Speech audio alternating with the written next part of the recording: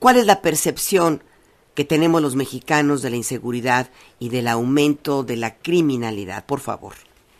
Pues mira, nosotros llevamos, de hecho, la institución lleva 20 años de existencia y llevamos los últimos 10 haciendo encuestas de percepción sobre inseguridad ciudadana.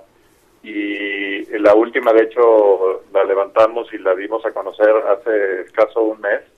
Y las tendencias pues son francamente muy adversas, porque por todo el país el porcentaje de incremento de eso, de una sensación de no salir a la calle y no saber si uno va a regresar con bien a su casa, va con una tendencia, insisto, de deterioro. Y ese no es otra cosa sino el reflejo fiel de que las estrategias de seguridad y justicia planteadas desde hace muchos años, pero particularmente en este sexenio, han sido un fracaso rotundo. Entonces, ante la expresión que lo escuchamos al presidente, de nuestra parte hay una sensación de vernos ofendidos, porque francamente es una expresión muy pobre, como si eso fuera una manera de limpiarse la responsabilidad de algo que le corresponde al Ejecutivo Federal y particularmente al titular, que es garantizar la seguridad de los ciudadanos en el país. Entonces, que él se sienta ofendido porque hay una exigencia ciudadana, lo único que hace es que imprime, digamos, la necesidad de redoblar los esfuerzos para que ese reclamo sea ahora mucho más fuerte y mucho más vociferante ante semejante descalificación que, repito, pasa de entre mal gusto a ser muy desafortunada.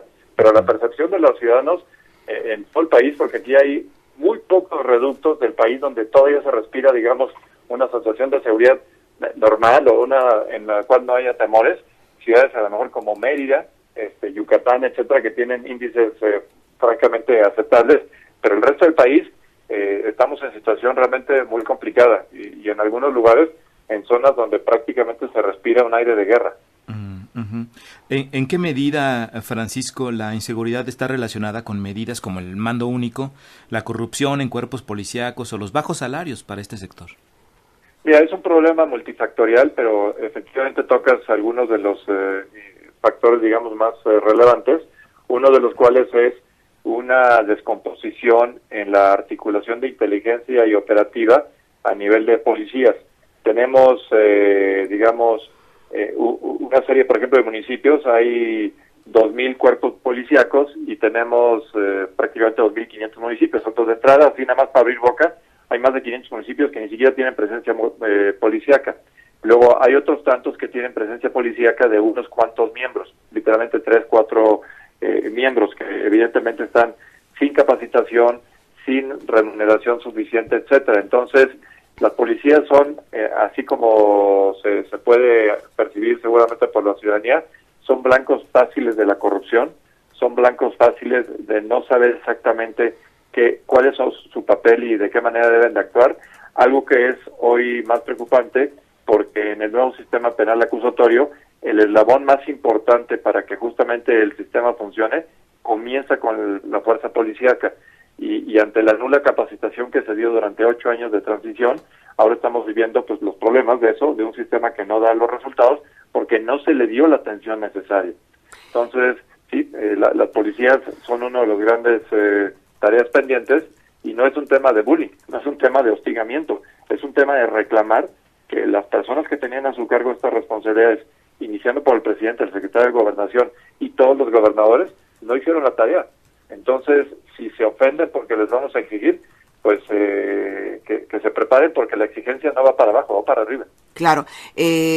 Juan Francisco, ¿qué papel debe seguir teniendo la sociedad civil para que la corrupción, la impunidad y la falta de voluntad política pues dejen de ser un obstáculo para garantizar la seguridad de la ciudadanía? Ustedes como México Unidos contra la Delincuencia, me imagino que han hecho sugerencias al Estado mexicano de lo que sí funcionaría. Me imagino que han llegado estas sugerencias que no se han tomado en cuenta. ¿Me equivoco?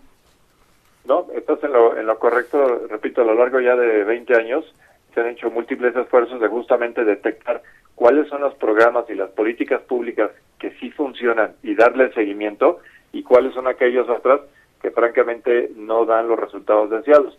Y en cuanto a resultados, ahí lo importante es que muchas veces cuando hablamos con las autoridades, ellos tratan de excusar el que ellos realizan acciones y por acciones hablan, por ejemplo, de ejercer presupuesto. Ya compramos tantas patrullas. Sí. Ya instalamos tantos equipos de radiocomunicación, ya abrimos tantos centros operativos, ya gastamos tanto dinero en C4, etcétera. Y lo que no entienden ellos es que no es el ejercer el gasto, lo que nos preocupa es generar resultados. Entonces, su tarea pública no se justifica gastando dinero, sino se justifica enterando que lo que hagan sí genere una disminución, por ejemplo, en la incidencia delictiva, que genere mejores niveles de procuración de justicia, que baje los niveles de hacinamiento en las prisiones, que haya una mejor coordinación de inteligencia entre cuerpos policíacos municipales, estatales, federales. Todas estas recomendaciones que en gran medida han sido ignoradas por un factor fundamental. Nuestra clase política está muy orientada a resultados de corto plazo. A ellos les gusta cortar listones, hacer inauguraciones de obras fastuosas, etcétera. Pero en materia de seguridad y justicia, por definición, los programas son de largo aliento. Son programas que tienen que ser transtrienales o transseccionales, y eso les cuesta mucho trabajo porque yo cómo le voy a dar un reconocimiento o cómo les voy a dejar que a mi sucesor sea el que se cuelgue las medallas de este programa, no entendiendo que su responsabilidad es cumplir en la ciudadanía y hacer que los programas no varíen en función de que haya cambios de titulares o cambios de partido.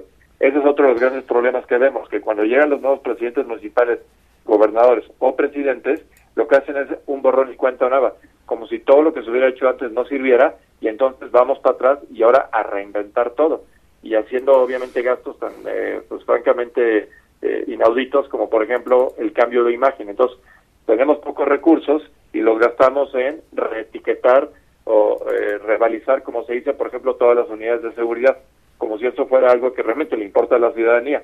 Pero lo vemos una y otra vez y lo siguen repitiendo, y parece que no entienden pues en esa tarea ajena, y se les olvida que lo principal es generar resultados. Entonces, tienes toda la razón, hemos generado las recomendaciones y la gran mayoría de estas han sido ignoradas.